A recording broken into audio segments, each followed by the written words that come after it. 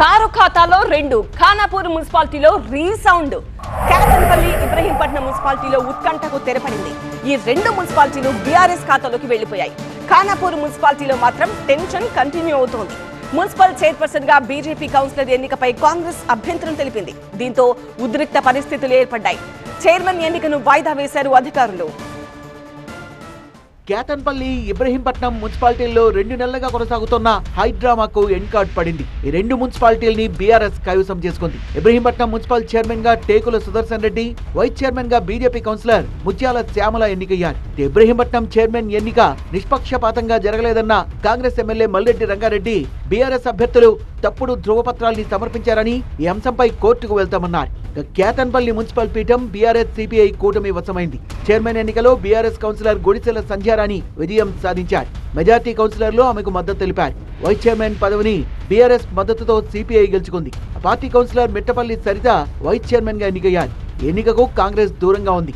మంత్రి వివేక్ కుట్రల్ని కూలదోసి కేతన్పల్లి మున్సిపాలిటీని కైవసం చేసుకున్నామన్నారు బీఆర్ఎస్ నేత బాల్కా సుమన్. 22 వార్డులు 14 మేము గెలిచినాం. CPI 4, BRS 10. 7 వార్డులను కాంగ్రెస్ గెలిచింది, ఒక ఇండిపెండెంట్. ఏ ధైర్యంతో వివేక్ గారు వారి కోర్టు ఎక్స్ట్రాడిషన్ ఓట్లు రాసుకున్నారు కదా, అంటే మీ దగ్గర 1000 కోట్లు ఉన్నాయి కాబట్టి డబ్బులు ఇచ్చి కొనుక్కుంటాం, అన్నట్లు సరుకులాగా కొనుక్కుంటాం అనేది ఒక ఆలోచన అన్నారు. అంటే మీరు భయపెట్టి బెదిరించి ప్రలోభం పెట్టి దుర్మార్గం చేసి పోలీసులు ఇక మీ చేతుల్లో ఉన్నారు కాబట్టి, ఇందిరమ్మ రాజ్యం కాదు ఇది కాకి రాజ్యం కాబట్టి మీరు ఏదో చేయొచ్చు అనేటటువంటి ఆలోచనతోనే కదా ఇక్కడ ఎక్సెప్షన్ ఉంటుంది. కేతన్పల్లిలో మున్సిపల్ చైర్మన్ ఎన్నిక ప్రజాస్వామ్య పద్ధతిలో జరిగిందన్నారు మంత్రి వివేక్. బాల్కా సుమన్ హింసను ప్రేరేపిస్తే ప్రజలు ఊరుకోరన్న ఆయన, సుమన్ వ్యవహార శైలి ఇప్పటికీ మారకపోతే ప్రజలే గుణపాఠం చెప్తారన్నారు. పాత సుమన్ లెక్కనే ఉంటే బాగుంటుంది. వారు మొన్న ఎలక్షన్లలో కూడా వచ్చి ఎవరైతే వివేక్ని సపోర్ట్ చేసినారో బట్టలు ఇప్పి కొడతానని చెప్పినాడు. ఆయన ఓడిపోయింది. మొన్న కూడా అవసరం లేదు ఒక ఎంపీ ఒక మంత్రి పైన రాళ్ళు పడేసుడు, కోన్ డివైడర్ పడేసుడు అవసరం ఏముండే? ఎవరు కూడా వైలెన్స్ లేకుండే అక్కడ. ఒక్కడి ఖబర్దార్, ఎవరైతే వైలెన్స్ చేతిలో తీసుకుంటారో ఆగేది లేదు.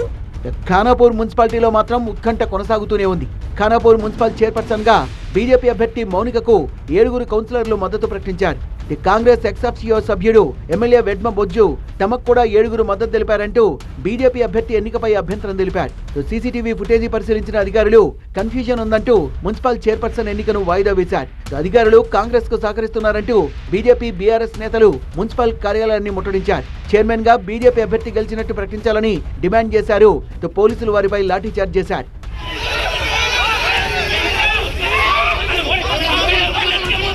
ఖానాపూర్లో కాంగ్రెస్ అధికార దుర్వినియోగానికి పాల్పడిందన్నారు కేంద్ర మంత్రి బండి సంజయ్. ఖానాపూర్ మున్సిపల్ చైర్పర్సన్ గా బీజేపీ అభ్యర్థిని ప్రకటించకపోతే తీవ్ర పరిణామాలుంటాయని హెచ్చరించారు.